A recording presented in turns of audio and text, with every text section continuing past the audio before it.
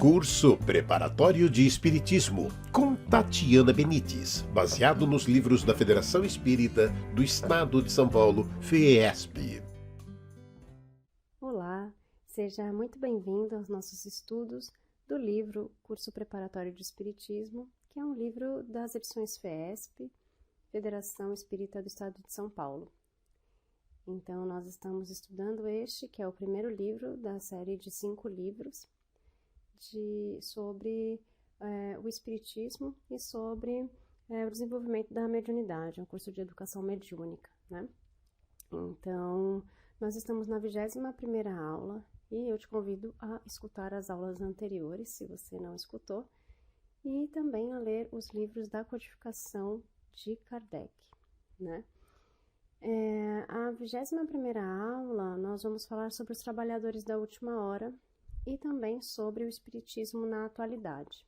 Então, o primeiro tema é os trabalhadores da última hora, e nós vamos ler aqui primeiro.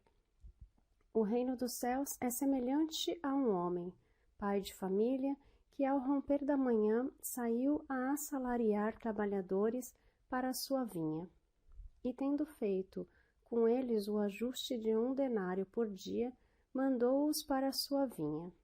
Saiu, ainda pela 3ª hora, e viu estarem outros na praça ociosos, e disse-lhes: Ide vós também para a minha vinha, e dar-vos-ei o que for justo. E eles foram. Saiu, porém, outras vezes, pela 6ª e pela 9ª hora do dia, e fez o mesmo. E tendo ainda saído a 11ª hora, achou outros que lá estavam também desocupados e lhes disse: Por que estáis vós aqui o dia todo ociosos? Responderam-lhe eles: Porque ninguém nos assalariou. Ide então vós também para a minha vinha. Porém, lá no fim da tarde, disse o senhor da vinha ao seu mordomo: Chama os trabalhadores e paga-lhes o jornal, começando pelos últimos e acabando nos primeiros. Tendo chegado, pois, os que foram ajustados na hora 11ª, recebeu cada um o seu denário. E chegados também os que tinham ido primeiro, julgaram que haviam de receber mais. Porém, também estes não receberam mais do que 1 denário cada um. E ao recebê-lo, murmuravam contra o pai de família, dizendo: Estes que vieram por último não trabalharam senão 1 hora, e tu os igualaste conosco, que aturamos o peso do dia e do calor. Porém, ele, respondendo a um deles, lhe disse: Amigo, eu não te faço agravo. Não concordaste comigo no preço de 1 denário pelo teu dia? Toma o que te pertence e vai-te, que eu de mim quero dar também a este último tanto como a ti. Não me é lícito fazer o que quero? Acaso teu olho é mau porque eu sou bom? Assim, os últimos serão os primeiros, e os primeiros serão os últimos, pois que muitos são os chamados, mas poucos os escolhidos. Mateus, capítulo 20. Achamos que nesta parábola, entre outras coisas, o mestre aproveita para mais uma vez admoestar os homens sobre o seu inveterado costume de reparar sempre demais nas coisas que dizem respeito dos outros do que cuidar das que lhes são próprias. Estamos sempre prontos para superavaliar o nosso próprio mérito e subestimar o merecimento alheio, e parece-nos injustiça que os outros recebam mais ou tanto quanto nós por um serviço que, na nossa opinião, executamos tão bem ou melhor do que eles. Avaliando o nosso próprio valor, somos invariavelmente levados a exagerá-lo perante o mundo, em detrimento do valor real que muitas vezes possui o nosso semelhante. Por isso, Jesus, conhecedor profundo das nossas fraquezas, ministrava-nos lições que nos alertam e nos obrigam a considerar melhor o nosso procedimento, ajudando-nos a aceitar sem revoltas e sem murmurações tudo o que nos cabe na vida, pois recebemos sempre o que melhor nos serve e de acordo com o nosso merecimento.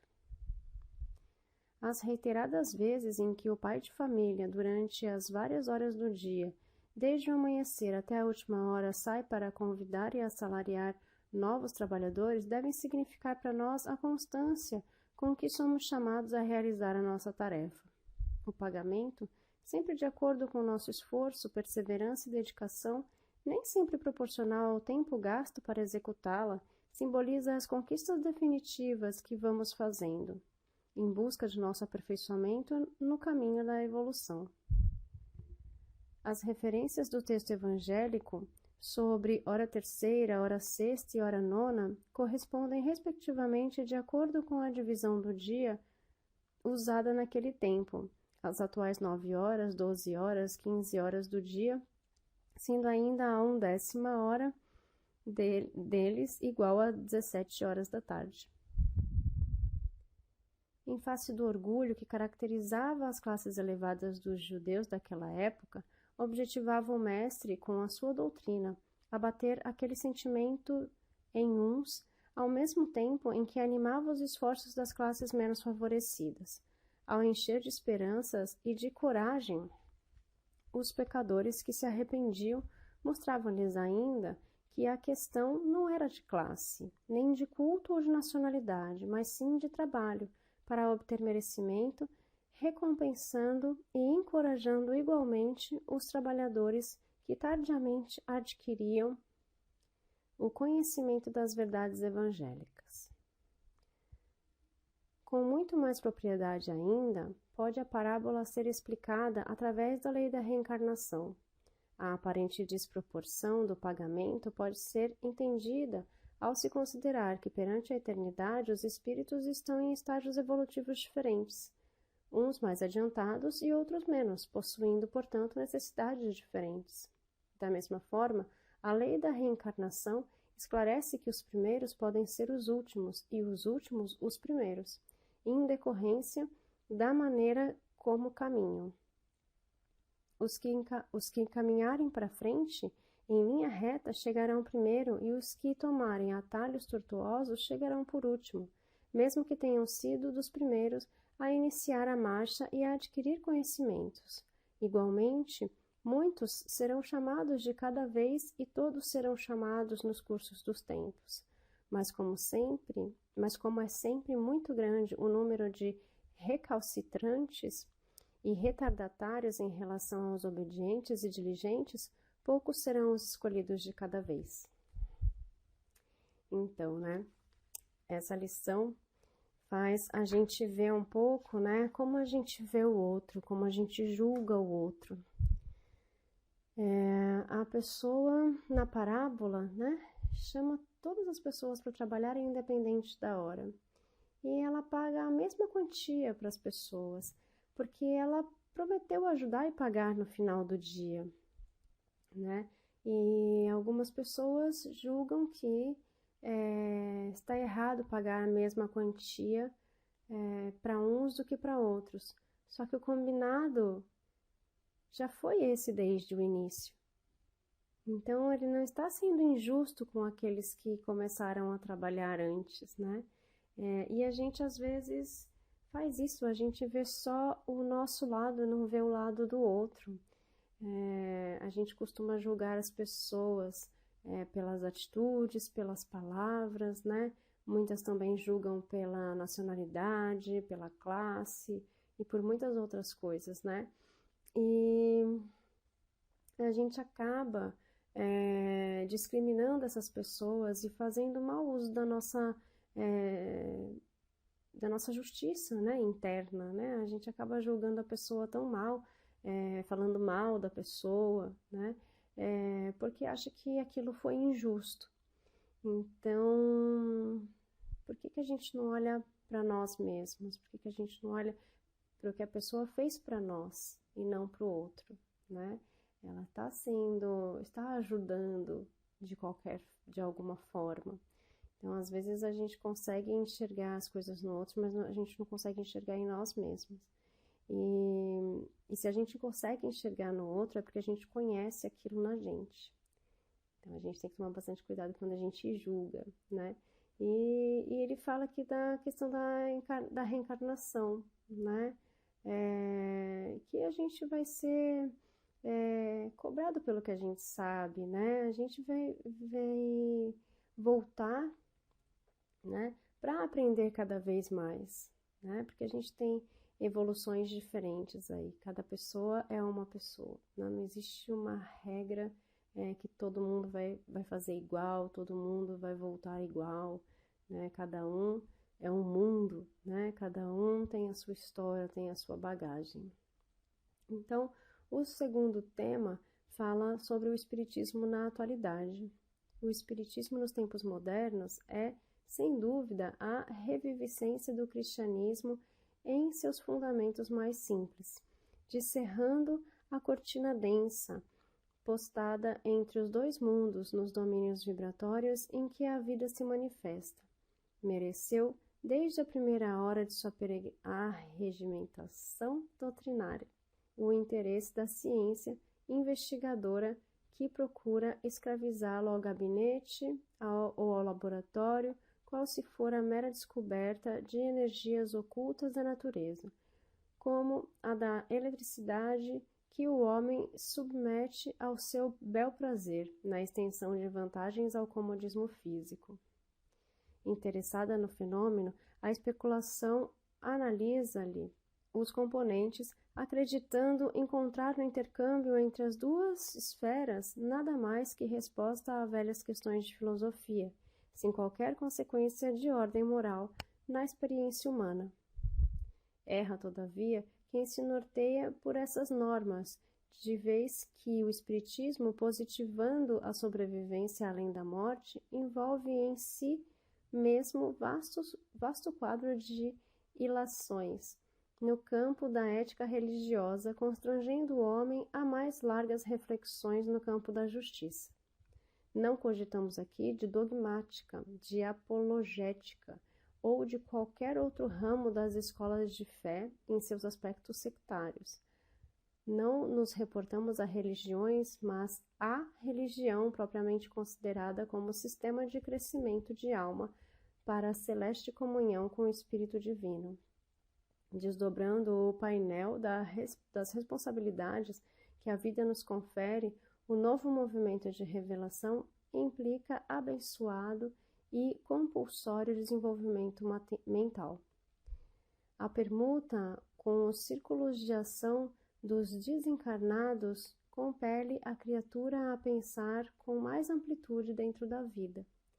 Novos aspectos da evolução se lhe descortinam e material mais rico de pensamento lhe enriquece os celeiros do raciocínio e da observação.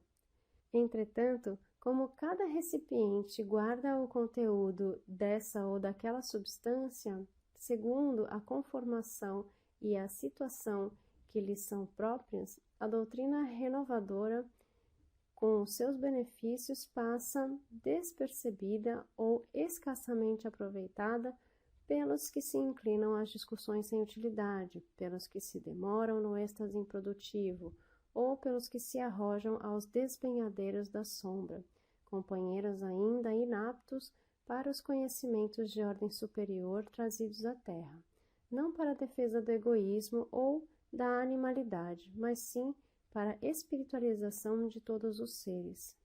De que nos valeria a prodigiosa descoberta de Watt se o vapor não fosse disciplinado a benefício da civilização?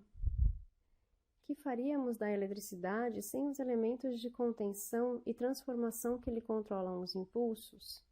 No espiritismo fenomênico, somos constantemente defrontados por aluviões de forças inteligentes, mas nem sempre sublimadas, que nos assediam e nos reclamam.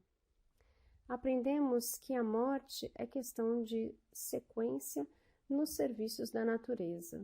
Reconhecemos que a vida pulsa ao redor de nossos passos, nos mais variados graus de evolução. Daí o impositivo da força disciplinar, cujo estabelecimento de recursos para a ordenação justa das manifestações que dizem respeito à nova ordem de princípios que se instalam vitoriosos na mente de cada um. E para cumprir essa grande missão, o Evangelho é chamado a orientar os aprendizes da ciência do Espírito, para que, levianos ou desavisados, não se precipitem a imenso resvaladouros de amargura ou desilusão. Bom, vamos lá. O espírita, ainda é muito mal visto em determinadas sociedades, porque as pessoas não entendem a teoria do espiritismo, como funciona o espiritismo. Para eles é aquela coisa de fenômeno, de incorporação, de mesas girantes. Para algumas pessoas é aquela questão de conversar com espíritos, e não a parte da caridade, a parte do amor, a parte da filosofia e da vida, de cada pessoa. Então, o Espiritismo hoje, ele veio para nos auxiliar nessa questão do entendimento de outras vidas e para nos auxiliar no entendimento desta vida, na aceitação do que nós temos, para entender a morte como uma sequência de serviço da natureza.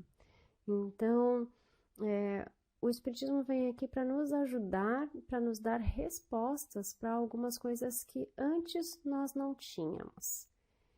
E para que as pessoas consigam aceitar e entender melhor as situações pelas quais elas são obrigadas a passar aqui. Então,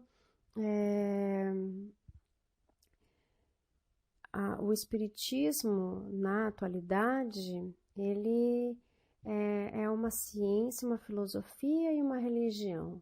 Tem gente que vai levar como ciência e vai estudar. Tem gente que vai levar como uma filosofia de vida. Tem gente que vai entender como uma religião. E tem gente que vai fazer as três coisas. Não importa. O importante é que a gente consiga compreender e aceitar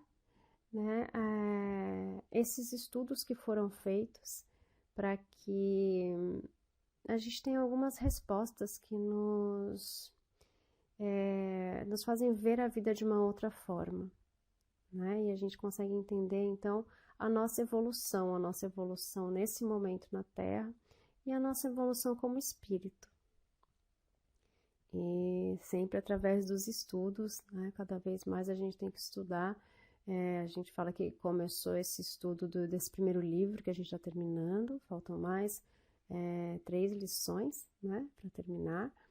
E é um estudo que nunca acaba, A gente precisa sempre continuar estudando e sempre colocando em prática o que a gente consegue entender, da codificação, dos livros, da nossa vivência. Não adianta a gente só ler os livros e não colocar em prática a caridade, o amor, a nossa doação, que é muito importante, principalmente nos dias de hoje, tantas coisas que nos faz ficar apreensivos, tantos sofrimentos coletivos. A gente vai falar dessas coisas também nos próximos livros aqui. A gente vai aprender sobre muitos outros temas da atualidade. Espero que dê para você refletir um pouquinho sobre essa aula aí nos próximos dias e depois falarmos um pouquinho mais de outros temas nessas próximas aulas para terminar esse livro. Ok? Gratidão. Namastê, Namastate. Curso Preparatório de Espiritismo, com Tatiana Benites, baseado nos livros da Federação Espírita do Estado de São Paulo, FEESP.